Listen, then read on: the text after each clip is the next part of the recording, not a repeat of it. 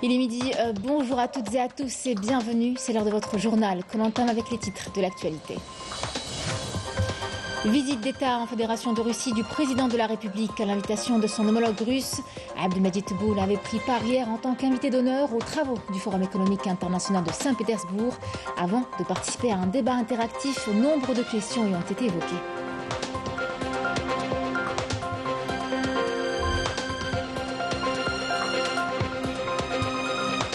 En marge du Forum économique international de Saint-Pétersbourg, plusieurs membres du gouvernement algérien ont présenté les potentialités et grandes opportunités d'investissement offertes par l'économie algérienne, à même de promouvoir le partenariat et la coopération entre l'Algérie et la Russie.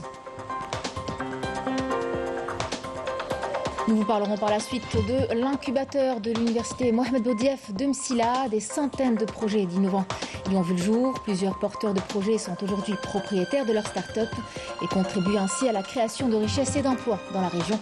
C'est le grand format de ce week-end.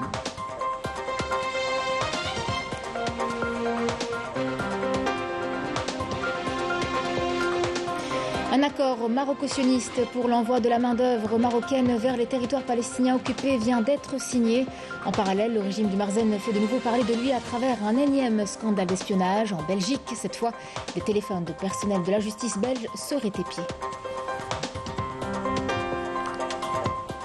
Mesdames, Messieurs, bienvenue à vous. Je vous en parlais en titre. Le président de la République, Abdelmadjid Tebboune, a quitté aujourd'hui Moscou à destination d'Alger au terme d'une visite d'État de 3 jours en Fédération de Russie à l'invitation de son homologue russe Vladimir Poutine.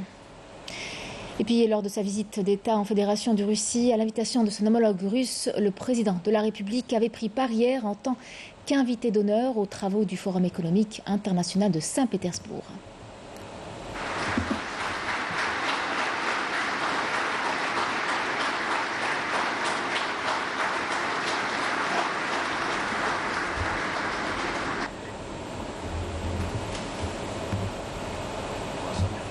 Le président de la République a accédé à la tribune officielle en compagnie de son homologue russe qui a procédé à l'ouverture des travaux du Forum économique international qu'abrite Saint-Pétersbourg. 130 pays et quelques 17 000 participants y prenaient part. Ce forum était organisé sous le thème « Le développement souverain comme fondement d'un monde juste, unir nos forces pour les générations futures ». Le président de la République a affirmé que l'Algérie connaît une importante étape dans le processus de développement. Elle constitue aujourd'hui une destination pour l'investissement prometteur, grâce notamment aux réformes charnières, aux encouragements et incitations accordées. Écoutons le président de la République. أن المجال مفتوح أمام المتعاملين الاقتصاديين الذين يمكنهم الاعتماد على دعم الحكومة الجزائرية للمستثمر.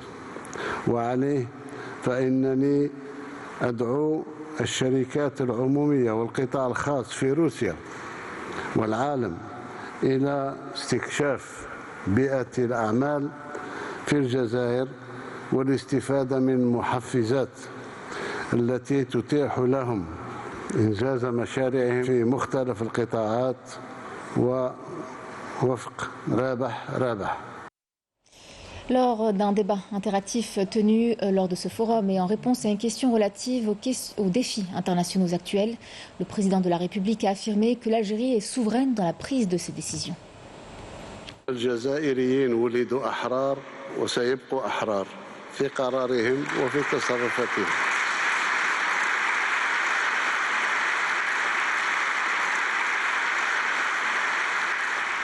Le président de la République a salué le rôle de la Russie, son soutien à l'adhésion de l'Algérie aux BRICS ainsi qu'à la volonté commune de promouvoir les relations commerciales entre les deux pays. Écoutons.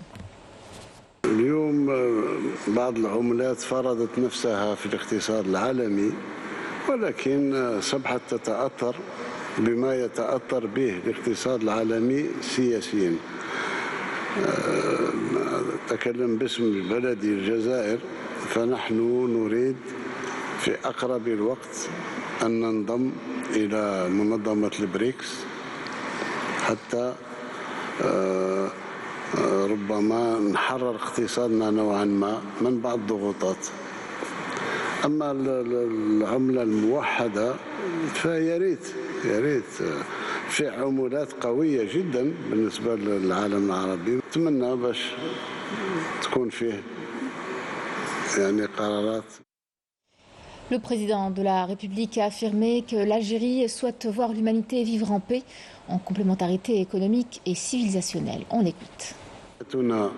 الوحيدة للبشرية أن تعيش في سلام، وأن الرقي يمس المستضعفين حاليا في كل العالم، وأن يكون تكامل حقيقي اقتصادي وثقافي بين كل الشعوب في المعمورة. ما فيش حرب رابحة، كل الحروب خاسرة، كل الحروب تؤدي إلى خراب. أتمنى للبشرية كلها السلام والأمان والرفاه. وأغتنم هذه الفرصة مرة أخرى لأشكر فخامة الرئيس بوتين اللي هو معتدل جدا في تدخلاته، الذي سمح لبلدي أن يكون يعني يقوم بوساطة في حل إذا أمكن المشكل المطروح مع أوكرانيا. وأنا استخلص من كلام فخامة الرئيس بوتين أنه صديق للعالم كله، مثل الجزائر، فاحنا نحب العالم كله إلا من يعادينا. وشكرا.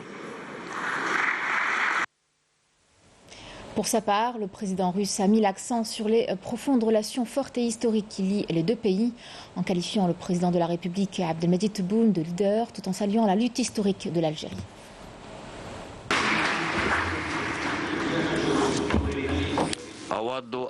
Je tiens à remercier le président algérien d'avoir trouvé assez de temps pour nous rendre visite. Tous les participants comprennent l'importance d'être présents à Moscou et de se joindre à nous à ce forum. Cela témoigne la grandeur du président algérien, un leader qui respecte ses intérêts nationaux et nos intérêts à nous tous. Nous entretenons des relations amicales historiques. Nous aimons le peuple algérien. De 1954 jusqu'à 1962, vous avez combattu pour votre indépendance. 1,5 million d'Algériens sont tombés en martyrs, même après votre indépendance. En 1963 et en 1964, l'armée française a effectué des essais nucléaires dans le Sahara algérien et qui ont eu de graves conséquences. Nous avons des relations amicales avec l'Algérie, mais également avec les pays africains et arabes.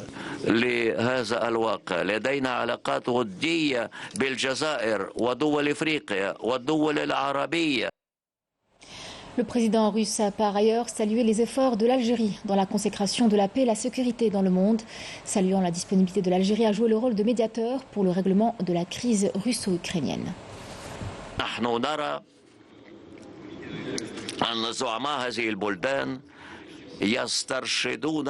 Des relations longues de plusieurs décennies, des relations amicales profondes.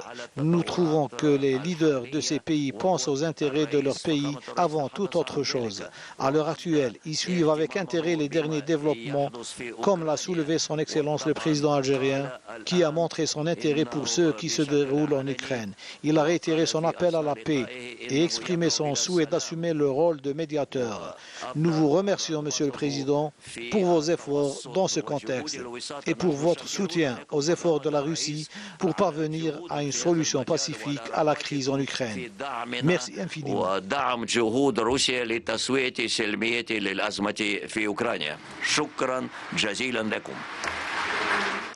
Plusieurs membres du gouvernement algérien ont présenté hier, en marge du Forum économique international de Saint-Pétersbourg, les potentialités et les grandes opportunités d'investissement offertes par l'économie algérienne, à même de promouvoir le partenariat et la coopération entre l'Algérie et la Russie. Yasmine Messoudi.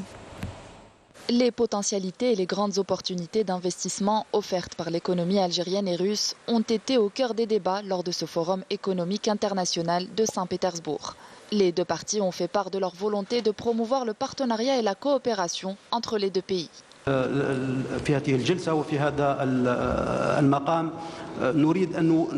Cette rencontre est une occasion pour l'Algérie de faire part de ses potentialités commerciales. Comme vous le savez, l'Algérie occupe une position géographique stratégique avec ses 1200 km de côte, sa proximité avec les pays européens, sans oublier la route transsaharienne qui la relie à 6 pays africains, ce qui fait d'elle un portail qui joint le continent européen, africain et le monde arabe.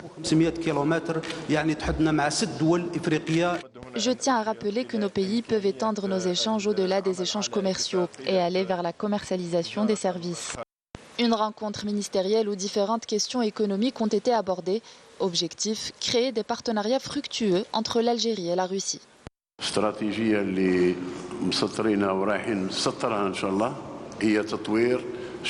La stratégie tracée par l'Algérie est basée sur le développement des petites et moyennes entreprises, un secteur aux grandes capacités, notamment en ce qui concerne l'industrie de transformation, la tapisserie et la tannerie.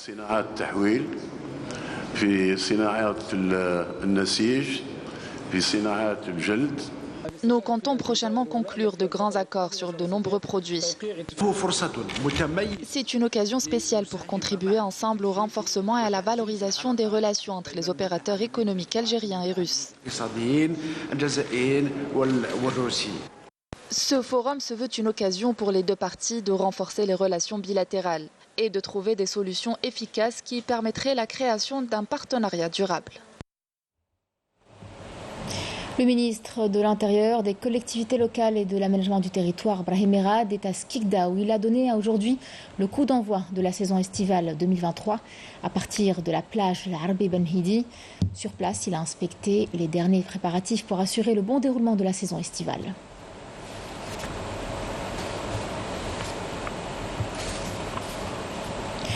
Ouverture aujourd'hui à la coupole du complexe Mohamed Boudiaf à Alger de la campagne de sensibilisation et de lutte contre la drogue et les produits psychotropes. Une festivité sportive scolaire organisée sous le slogan « Oui au sport, non à la drogue » en présence du ministre de l'Éducation nationale Abdelhakim Belabed et a vu la participation de jeunes venus des wilayas du pays. Au menu de cette campagne, des activités folkloriques et des compétitions sportives qui traduisent l'impact positif du sport et son rôle dans la lutte contre la drogue, avec la participation de 240 élèves du palier primaire. Dans notre grand format de ce week-end, nous nous sommes intéressés à l'incubateur de l'université Mohamed Boudiaf de Msila. Des centaines de projets innovants y ont vu le jour. Mieux encore, plusieurs porteurs de projets sont aujourd'hui propriétaires de leur start-up, contribuant ainsi à la création de richesses et d'emplois dans la région. Et cela notamment grâce à l'accompagnement qu'il aurait accordé pour mener leur projet à bon port. Reportage à Adel Bouhames. Mohamed Iqbal fait partie de ces milliers de jeunes étudiants algériens décidés plus que jamais à accéder au monde du travail par la grande porte, profitant des diverses mesures mises en place en leur faveur ainsi que de l'accompagnement des autorités locales. Mon projet innovant est Moker. Et Moker est un complément naturel anti-hémorroïdaire, le premier en Algérie approuvé et testé sur le modèle animal. Mon projet a eu le label d'un projet innovant auprès du ministère des startups et des pays et aussi un dépôt de brevet auprès de l'ENAP.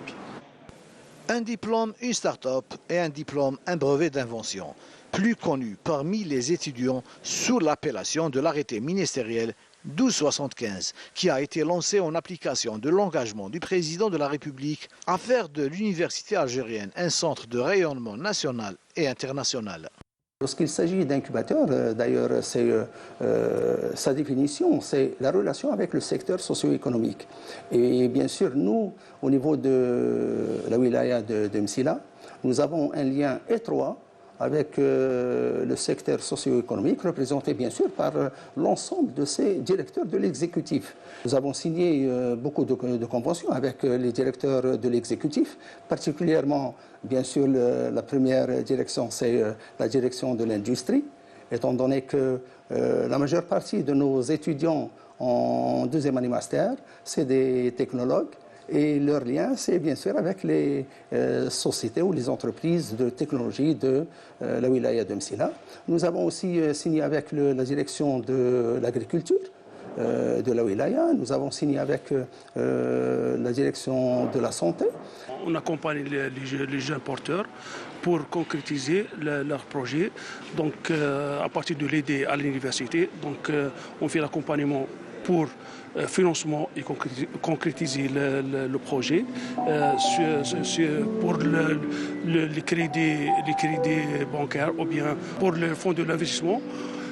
Et aussi, c'est pour la concrétisation du projet dans les micro-zones. Favoriser le climat de l'entrepreneuriat en milieu universitaire, tout en garantissant l'accompagnement nécessaire aux étudiants porteurs de projets innovants dans l'ensemble des démarches entrepreneuriales. Deux missions que s'est assignée l'université algérienne à travers la réalisation d'incubateurs et de centres d'appui à la technologie et à l'innovation. Notre rôle principal ici à l'incubateur consiste à accompagner les étudiants pour réaliser leurs projets innovants dans 3 phases différentes. La première phase consiste à pré-incuber les étudiants. Et la deuxième phase, c'est l'incubation. La troisième phase, c'est le post-incubation. Et aussi d'accompagner les étudiants pour avoir le label. Donc on a 2 types de labels, le label projet innovant et le deuxième label, c'est le label une start-up. Le rôle principal de ce laboratoire, c'est l'accompagnement des étudiants de la faculté des sciences, y compris les étudiants de la spécialité agronomie, biologie et chimie. Les étudiants incubés et accompagnés au niveau de ce laboratoire donc travaillent dans plusieurs axes. Je peux citer par exemple le domaine de l'agriculture où par exemple on a reçu donc un projet de biopesticides. Je peux citer par exemple dans le domaine alimentaire donc des compléments alimentaires et même dans le domaine pharmaceutique, on a des crèmes destinées c'est-à-dire à des soins de peau, etc. Depuis la création de notre incubateur de Msila, jusqu'à maintenant, nous avons obtenu 47 labels projets innovants, ainsi 15 labels start-up et plus de 171 brevets déposés au niveau de l'INAP. Nous encadrons actuellement plus de 275 projets dans le cadre de l'arrêté ministériel 275 qui concerne un diplôme, une start-up, un diplôme, un brevet. Ayant trouvé le cadre propice à l'innovation, les porteurs de projets ont laissé libre cours à leur génie et à leur créativité en proposant des projets de start-up versés dans différents domaines, notamment les énergies renouvelables, la géologie, l'environnement, l'agriculture, la biologie, la santé et l'industrie. Mon projet consiste en la fabrication de lampes LED économiques pour usage domestique et pour véhicules. De ce fait, 3 nouvelles lampes équivalent à une lampe conventionnelle disponible sur le marché. J'ai réussi également à fabriquer et à améliorer le rendement des onduleurs, convertisseurs solaires qui sont importés actuellement. Ils peuvent être utilisés par les ménages, mais aussi par les agriculteurs. هذه الطاقة هذه اللي ليزونديلور أن نقوم باستيرادها من الخارج. المشروع نتاعي عبارة عن J'ai réussi à produire des briques traditionnelles étanches à base d'argile locale. Ce produit est à la fois un isolant sonore et thermique qui résiste à l'humidité et son prix est abordable. Il permet donc de diminuer les frais de réalisation. J'ai un projet concernant une pommade anti-inflammatoire et hydratante en même temps. Elle est 100% bio. C'est un produit algérien et innovant. On a présenté aujourd'hui un projet de fin d'études, Master 2, dans le cadre de start-up produits innovants. Concernant un produit antiseptique à usage externe à base des probiotiques. Pour les plaies superficielles et les plaies profondes. Nous avons mis en place un compteur d'eau électronique qui nous permet de numériser le réseau de distribution d'eau potable et de rationaliser la consommation d'eau. Autant d'atouts à même de permettre aux étudiants algériens de se positionner comme partie à part entière dans le processus de développement économique que connaît notre pays.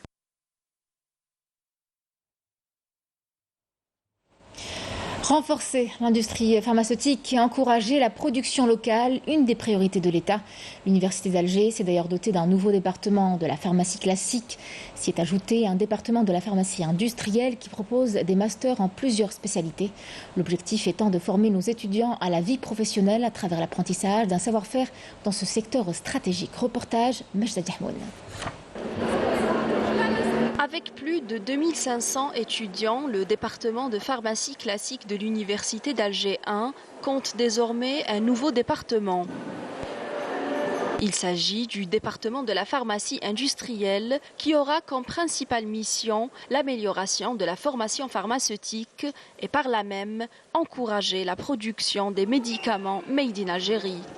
Notre nouveau département, le département de pharmacie industrielle, va nous aider à former les auxiliaires, les aides pharmaciens et aussi pour donner déjà une professionnalisation à nos docteurs en pharmacie. C'était un boom extraordinaire parce que ça fait les masters. Le master, c'est quelque chose qui permet donc de rentrer dans la vie professionnelle et des fois ils sont obligés d'aller à l'étranger, ils sont obligés d'aller dans d'autres facultés. Plus besoin d'aller à l'étranger pour se former. Ce nouveau département propose une dizaine de formations pour les experts en médicaments. Objectif, produire un maximum de profils demandés par l'industrie pharmaceutique et encourager la production locale des médicaments afin de réduire les factures d'importation. C'est une formation théorique et pratique. Le premier master, c'est le master en affaires réglementaires en industrie pharmaceutique. Le deuxième master, c'est le master des pharmacoéconomies et market access. Une science qui nous permet de choisir un médicament A par rapport à un médicament B en tenant compte son coût.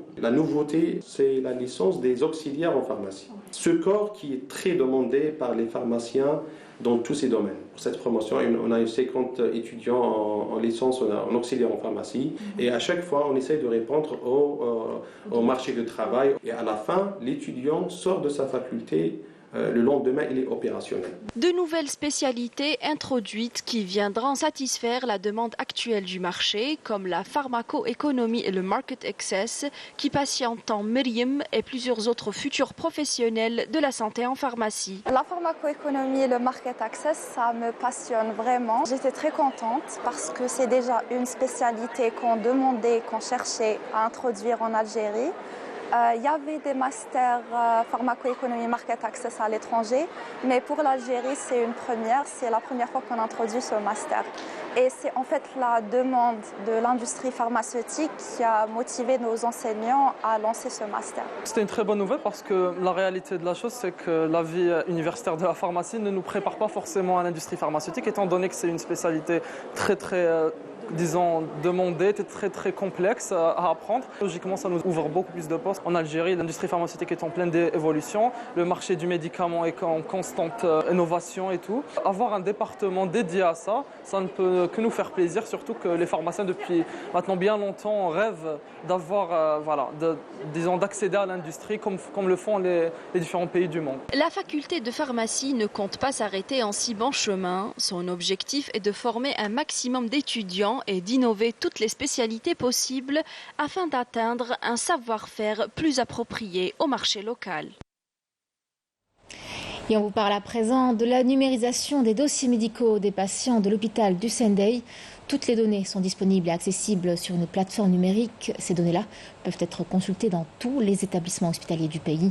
Le personnel s'est en tout cas familiarisé avec cet outil qui évite de perdre du temps et surtout lorsque c'est urgent. Walid Yousfi. Dans cet hôpital du Sendai, il n'est plus question de traîner tout son dossier médical avec soi pour une consultation. Désormais, tout est numérisé. Le médecin introduit les informations du patient directement sur cette plateforme numérique destinée à moderniser la prise en charge des malades dans les hôpitaux. Donc on a ici toutes les informations du malade depuis son entrée jusqu'à son état actuel et on peut suivre l'évolution du malade en temps réel. Donc là, on peut introduire plusieurs paramètres, à savoir les antécédents du patient, le motif de l'admission du malade. L'intérêt de cette numérisation, c'est d'améliorer la communication, que la communication soit instantanée. Je suis à Tindouf, je veux consulter un dossier médical d'un patient qui est actuellement à Tindouf, qui a fait un problème et qui a été hospitalisé dans notre service. Donc le médecin de Tindouf aura accès immédiatement au dossier du malade et connaîtra exactement ce qui s'est passé. Et pourra ensuite, s'il le désire, de prendre contact directement avec le médecin qui l'a soigné. Une plateforme ergonomique à usage facile. Plusieurs séances de formation hebdomadaires sont organisées au profit des médecins pour les familiariser avec cet outil. La formation, généralement, on la programme sur une journée, partie théorique et partie pratique. La partie théorique sur le data show on fait connaître au personnel ici présent, médecins et paramédicaux, ainsi que les manipulateurs de radio et laborantins, leurs tâches, comment faire, comment procéder avec ce logiciel. Puis on fait une deuxième partie pratique sur site. Une initiative accueillie à bras ouverts par les patients, à l'image de Farid qui a été pris en charge dès son arrivée aux urgences. Toutes ces informations sont collectées au préalable à la réception avant d'être saisies sur la plateforme numérique. C'est pratique et ça nous épargne de ramener tout un dossier en main et de patienter plusieurs heures avant de bénéficier d'une consultation ou d'être admis aux urgences. À présent, le dossier médical de Farid est numérisé. Il pourra le retrouver au niveau de n'importe quel établissement hospitalier d'Algérie grâce à son numéro d'identification nationale. Vous l'aurez certainement remarqué, il est devenu quasi infernal de circuler en voiture dans la capitale. Alger, qui connaît un trafic routier très dense, a bénéficié d'un projet de système de gestion du trafic routier et de feux tricolores pour désengorger certains axes et donc fluidifier la circulation. Dans une première étape, 200 carrefours seront concernés par cette opération. Il faut aussi dire que c'est un projet qui réduira la pollution de l'air. Reportage Emel Bouarba. Alger se dotera prochainement d'un système intelligent de feux tricolores pour réguler le trafic urbain et fluidifier la circulation. Dans un premier temps, l'installation de ce système est prévue au niveau d'une vingtaine de carrefours, dont voici un exemple dans la commune de Belouizdad. Nous sommes ici sur l'un des 22 carrefours de la zone pilote qui va connaître la mise en service et la relance surtout du projet de régulation des feux intelligent. C'est un carrefour parmi les 22 qui constitue la zone pilote où on va tester les solutions qui vont être présentées par l'entreprise qui sera retenue pour la réalisation. C'est un système qui va permettre la régulation automatique de la circulation. Il va agir sur les sens de circulation, sur la signalisation, les panneaux d'affichage automatique. Équipé de caméras de surveillance, ce système contribuera aux solutions de décongestion du trafic routier préconisées dans le cadre du plan jeune destiné à la circulation. Cette opération sera étendue dans une première phase à 200 carrefours et dans une deuxième phase par le biais d'un deuxième marché d'application qui va concerner les 500 carrefours au niveau d'Alger. C'est un système complet qui va par la suite être transféré. La gestion va être transférée au niveau du centre centralisé qui commande la télésurveillance sur Alger pour compléter les deux facteurs et permettre une bonne gestion de la circulation. Conçu pour résoudre les sempiternels problèmes liés à l'embouteillage dans la capitale et les points de congestion, ce système intelligent vise à optimiser le temps des déplacements, de quoi lutter contre la pollution de l'air. À l'étranger, un accord maroco-sioniste pour l'envoi de la main-d'œuvre marocaine vers les territoires palestiniens occupés vient d'être signé.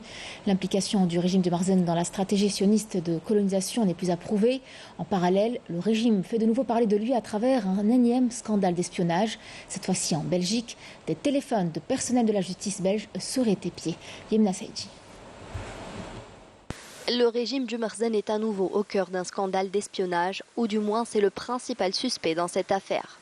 Des téléphones de plusieurs policiers et magistrats belges présentent des traces d'un logiciel espion techniquement avancé, a rapporté la radio-télévision belge de la communauté française, soulignant que la piste menait vers le Maroc, qui a déjà largement utilisé le logiciel espion Pegasus.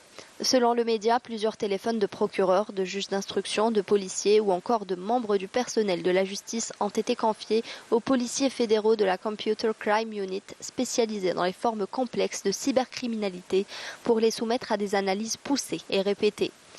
Bien qu'il soit difficile de déterminer avec exactitude pour l'instant le nom exact du logiciel employé et la partie qui en soit derrière, le média belge a fait savoir que plusieurs de ses interlocuteurs lui ont affirmé que cet espionnage aurait un rapport avec le scandale de corruption au Parlement européen dans lequel le Maroc est directement impliqué. D'autres sources ont expliqué aux médias belges que, de manière générale, l'espionnage de membres de l'appareil policier et judiciaire pourrait avoir deux objectifs, soit la collecte illégale d'informations concernant des investigations et des procédures en cours, soit la mise sous pression de personnes occupant des fonctions clés en utilisant des messages, images ou autres éléments dérobés. Par ailleurs, le régime du Merzen s'implique de plus en plus dans la stratégie sioniste de colonisation des territoires palestiniens, et ce à travers un accord d'envoi de la main-d'œuvre marocaine dans les secteurs de l'habitat et de la santé. Cet accord a été signé par le ministre sioniste de la Santé et le ministre marocain de l'Intérieur. En contrepartie, 200 000 touristes israéliens sont attendus au Maroc cette année et 1 million d'Israéliens bénéficieront de la nationalité marocaine, tandis que les Marocains, eux, sont envoyés en territoire palestinien pour participer à la politique de colonisation. Des unités de l'armée populaire de libération sahraoui ont mené de nouvelles attaques contre des retranchements des forces de l'occupation marocaine dans le secteur de Farsia.